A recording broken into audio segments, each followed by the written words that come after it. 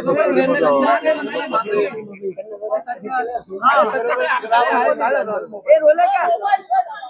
कार्यक्रमासाठी आला काय नेमका हा कार्यक्रम आहे?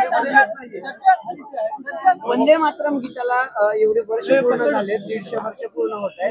काय हा सगळा कार्यक्रम असणार आहे? राज्यभर राबवत एक स्फूर्तिगीत, युद्धगीत, समरगीत आणि संविधानाने राष्ट्रगीत म्हणून जे गीत आपल्या सगळ्यांनाच, संपूर्ण भारतवर्षाला आणि जगभरातल्या भारतीय माणसाला प्रेरणा देणारे गीत, या गीताचं 150वें वर्ष आपण साजरं करतोय. केंद्रामध्ये माननीय मोदीजींच्या सरकारने वर्षभराच्या कार्यक्रमाचं नियोजन केलं.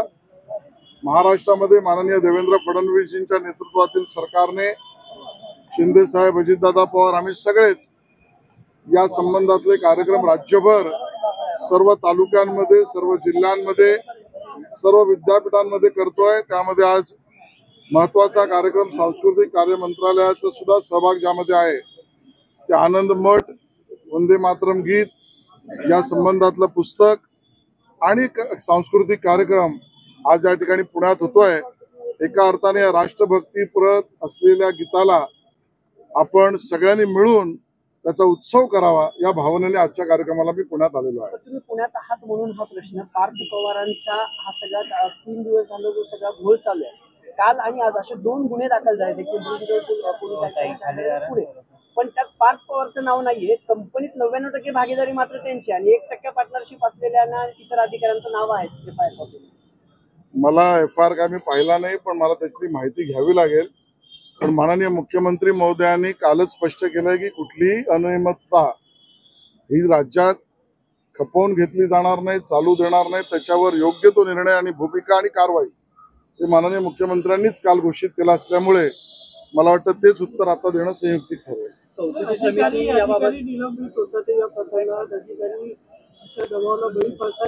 सरकार पाठीशी घालतंय का?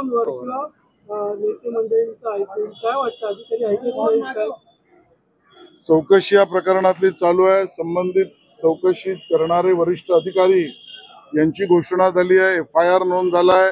मुख्यमंत्री महोदयांनी घोषित केलं अनियमितता खपवून घेतली जाणार नाही. मला वाटतं तर चौकशीतनं बाहेर येईल. स्टॅम्प ड्युटी जी आहे ती देखील त्याच्यामध्ये बदली नव्हती. उद्योग विभागाकडून एक पत्र देण्यात आलेलं होतं की स्टॅम्प ड्युटी माफ करावी. साधारणतः 60% भरणं अपेक्षित होतं, 5% माफ झाली, तरी 2% भरायला हवी होती. याबाबत देखील अनियमितता पाहायला मिळते.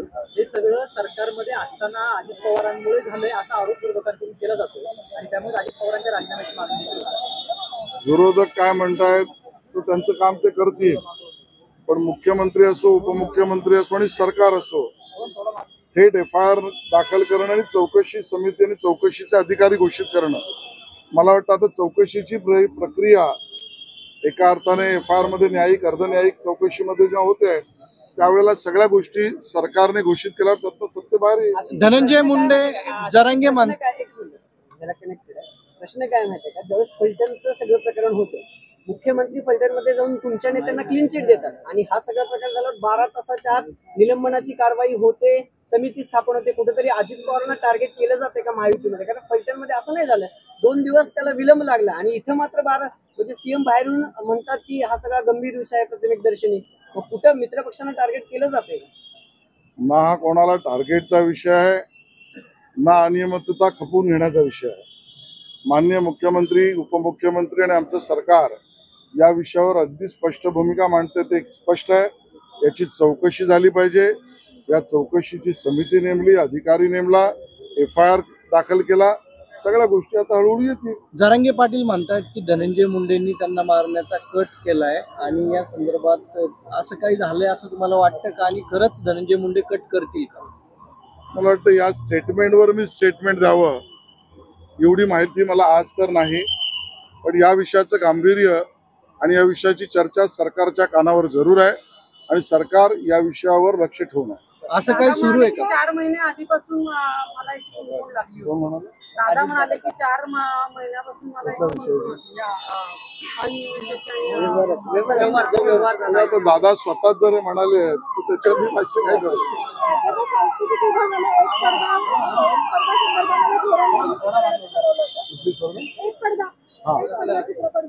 या विषयामध्ये एक पडदा विषयामध्ये आणि मल्टी थिएटर्स मध्ये सुद्धा नेमकं व्यावसायिक निर्माते कलाकार आणि सिनेमा चालवणारे सुद्धा एक पडद्याचे सुद्धा या विषयांच्या बाबतीतली समिती नेमली. माननीय उपमुख्यमंत्री एकनाथ शिंदे साहेबांनी बैठक घेतली. मुख्यमंत्र्यांकडे त्यांनी आपलं निवेदन मांडलं. अंतिम टप्प्यामध्ये अहवाल आहे. मला वाटतं महिना दीड महिन्यामध्ये अहवाल येऊन त्या पद्धतीची कारवाई आपण करू. पुण्यातले जमीन घोटाळा प्रकरणी राहुल गांधींनी पण ट्विट केलं आहे की ते पंतप्रधानांना टार्गेट केलं. बघा, राहुल गांधीजींच्यावर मला बोलायला लावू नका. ती झूठ की दुकान आहे आणि त्या झूठ की दुकान पर बोलणं हे आता संयुक्तिक नाही, चौकशीत सगळं समोर येईल. मला अजून एक मुद्दा मांडायचा आहे की वंदे मातरम या गीताला 150 वर्ष पूर्ण झाले म्हणून संविधानाने ज्याला राष्ट्रगीत म्हटलं, या गीताच्या उत्सवाचे कार्यक्रम आम्ही सगळे करतोय, देश करतोय. मग संविधानाच्या विषयावर गैरसमज पसरवून राजकारण करणारे काँग्रेसवाले, शरद पवारांच्या पक्षाचे, उबाटा सेनावाले, मनसेवाले आता कुठे आहेत? का वंदे मातरम गीताच्या कार्यक्रमामध्ये सहभागी होताना दिसत नाहीत किंवा ते स्वतः कार्यक्रम करत नाही? संविधानाच्या विषयावर गैरसमज पसरून मतदारांमध्ये मतदानाचा फायदा घ्यायचा, पण संविधान गीताच्या राष्ट्रगीताच्या कार्यक्रमात ना आयोजन करायचं ना सहभागी व्हायचं. ही दुतोंडी भूमिका काँग्रेस, उबाटा सेना, मनसे आणि शरद पवार गटाची का, हा आमचा त्यांना सवाल आहे. उद्धव ठाकरेंचा आजचा मराठवाड्या दौऱ्याचा 3रा दिवस आहे. राज्य सरकारवरती टीका इतकी 3 दिवस सातत्याने करताना पाहायला मिळत आहे. हे सरकार कंत्राटदारांचं आहे. अजित पवारांच्या पॉलिटिकल नियम बदलले जातात, शेतकऱ्यांसाठी यांच्याकडे पैसे नाही, अशी टीका त्यांनी आता पुन्हा केली. त्यांची टीका निराधार आहे. त्यांच्या टीकेतून राजकीय वास येतोय. त्यांच्या दौऱ्यातून राजकीय लाभ एवढाच हेतू दिसतोय. आज शेतकऱ्यांच्या खात्यावर पैसे जायला लागले, पैसे पोहोचले. 8,000 कोटीच्या वर GR निघाले. आवश्यकता असेल तर कॅबिनेटने निर्णय आपल्या अटी शर्ती बाजूला ठेवून करण्याचे केलेत आणि त्या सगळ्या व्यापक परिस्थितीमध्ये सरकार काम करताना राजकीय लाभापोटी उद्धव ठाकरेजी बोलतायत, एवढंच मी त्या ठिकाणी म्हणतो. पुण्यात गुन्हेगारी जी आहे ती वाढत चालली आहे. खून होत आहेत, मात्र याकडे दुर्लक्ष केलं जातंय. टोळी युद्ध जे आहे ते राजरोजपणे सुरू आहे. पुणेकर या सगळ्या गोष्टीला त्रासले. आणि पुण्यात काय प्रश्न आहे की आज जेव्हा चंद्रकांत पाटलांनी आणि मुरलीधर मोहोळांनी CP सोबत बैठक घेतली, त्याच्यामध्ये असं सांगितलंय की गुन्हेगारीचा रेट कमी झाला, जेव्हा की आठवड्याला 2 मर्डर. मुरलीधरजी आणि चंद्रकांत दादा पाटील आमचे सक्षम वरिष्ठ नेते, ते याच्यावर भूमिका मांडतील. पण पुन्हा असो वा कुठेही राज्यात गुन्हेगारीला अभय दिलं जाणार नाही. गृहमंत्री आणि माननीय मुख्यमंत्र्यांची भूमिका कडक, स्पष्ट आणि थेट आहे. एवढंच मी त्या ठिकाणी सांगितलं.